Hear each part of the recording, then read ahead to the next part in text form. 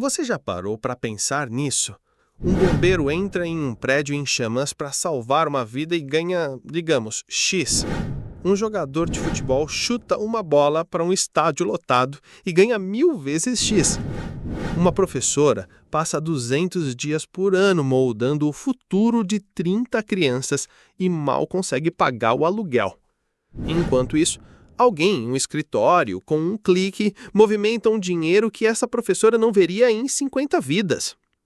A gente cresce ouvindo uma história. Estude, trabalhe duro, seja o melhor no que você faz e o sucesso financeiro virá.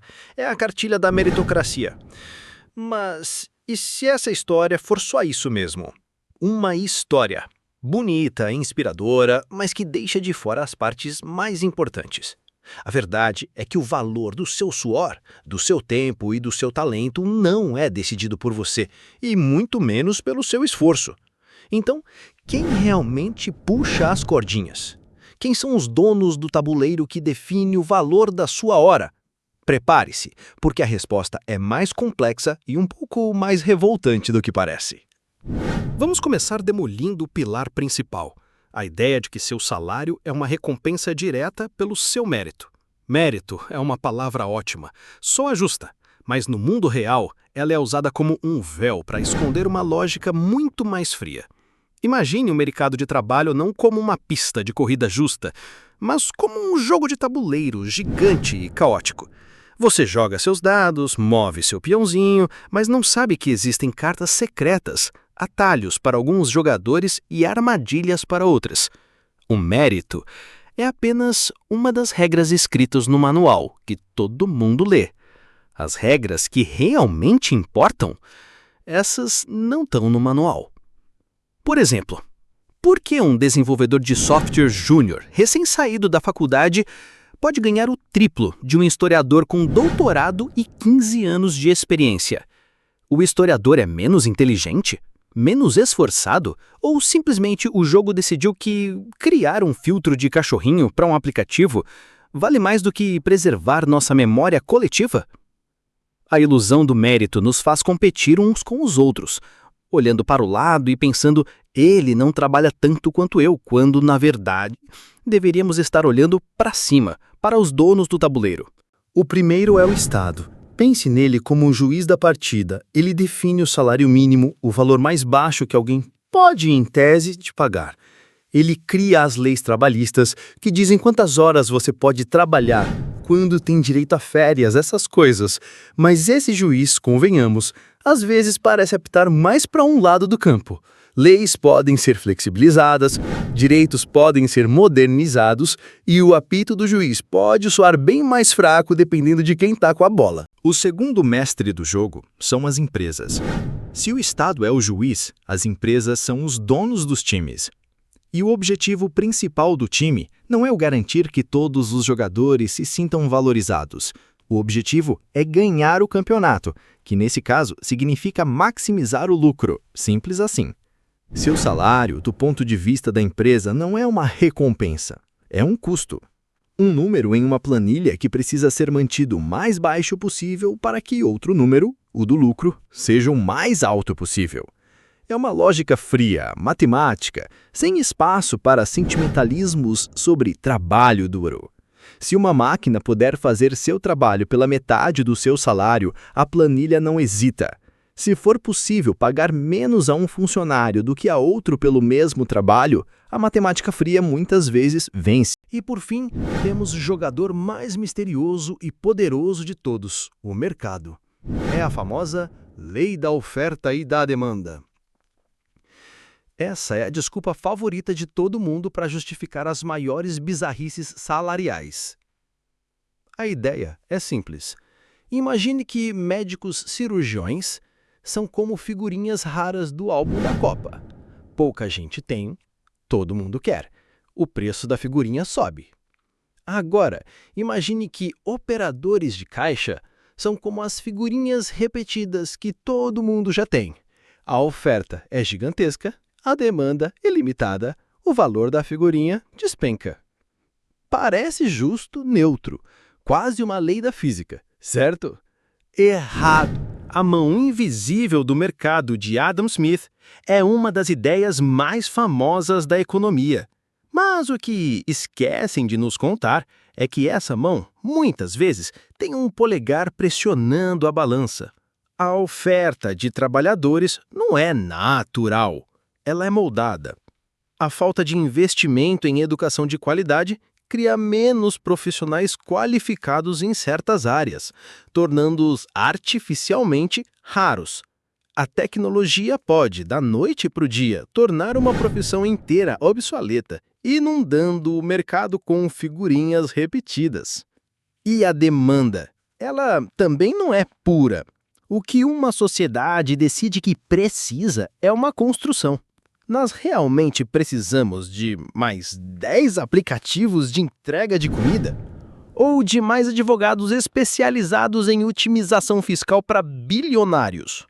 A demanda é criada pelo desejo, pelo marketing, pela direção que as grandes empresas e o capital decidem seguir, não pela necessidade humana fundamental.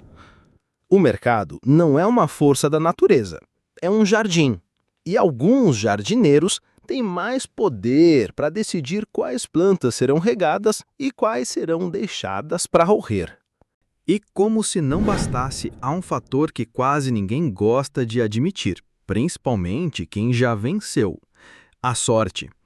Onde você nasceu, a família em que você nasceu, a cor da sua pele, o seu gênero, o acesso que você teve a uma boa escola. Chamar isso de sorte é até um eufemismo. São vantagens ou desvantagens sistêmicas que te colocam em pontos de partida diferentes nessa corrida maluca.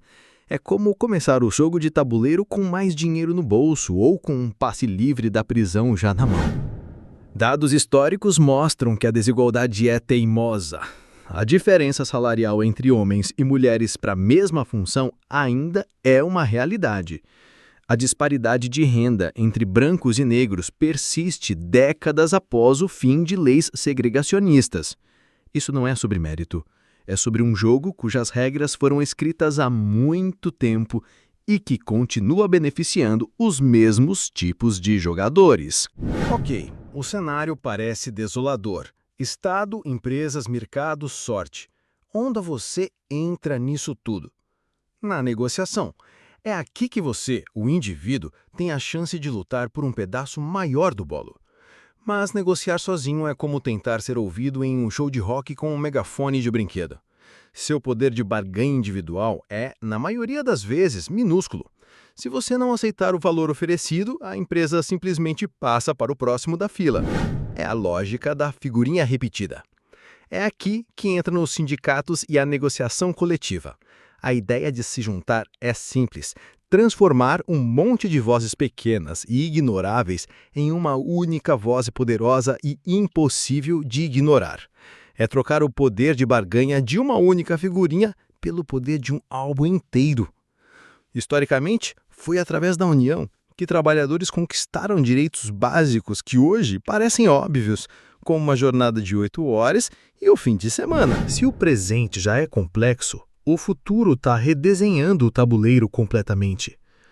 A automação e a inteligência artificial ameaçam tornar milhões de figurinhas humanas totalmente obsoletas. Tarefas que antes exigiam um cérebro humano, hoje podem ser feitas por um algoritmo, 24 horas por dia, sem férias, sem sindicato e sem reclamar do salário. Ao mesmo tempo, vemos a ascensão da gig economy ou uberização. A ideia vendida é a de liberdade, seja seu próprio chefe, faça seu próprio horário. Mas na prática, o que acontece é a transferência de todo o risco para o trabalhador. Você não é um funcionário com direitos, é um parceiro sem garantias. O carro quebra, o problema é seu. Ficou doente, não tem renda. A plataforma muda o algoritmo e seus ganhos caem, azar o seu. É uma nova forma de desvalorizar o trabalho, maquiada de modernidade e autonomia. O tabuleiro está mudando e as novas regras parecem ainda mais favoráveis aos donos do jogo. Então, quem decide quanto vale o seu trabalho? A resposta é um sistema.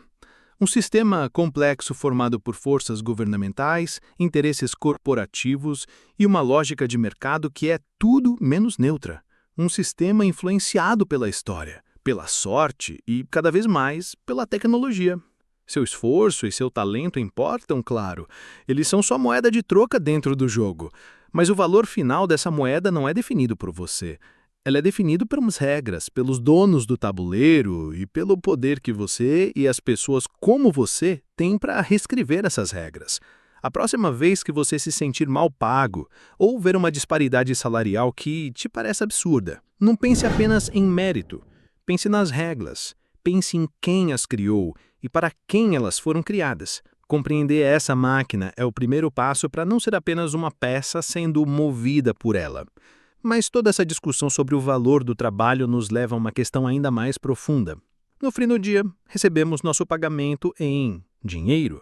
Uma nota de R$100, um número na tela do banco. Mas se o valor do nosso trabalho é tão fluido e manipulável, o que realmente sustenta o valor desse pedaço de papel ou desses dígitos que recebemos em troca? De onde vem a confiança de que isso comprará alguma coisa amanhã? A resposta pode estar em um lugar que ninguém imagina, na dívida. Mas isso é assunto para um outro dia.